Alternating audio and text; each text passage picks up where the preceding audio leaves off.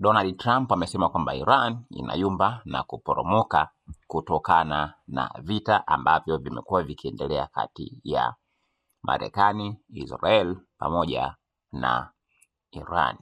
Marekani ilitangaza vikwazo vipya dhidi ya kampuni, meli na watu 60 kwa tuhuma za kuisaidia Iran kwenye ukusanyaji mapato, ununuzi wa silaha na operation za mitandaoni.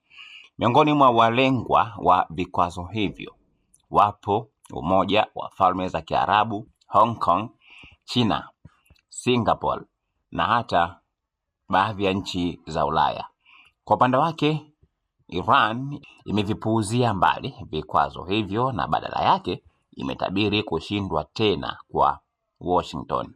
Waziri wake wa uchumi amesema walikuwa wanangojea tamko hilo kwa muda mrefu na kwamba serikali ilikuwa tayari na mpango wa miaka 2 kukabiliana na hali kama hivyo.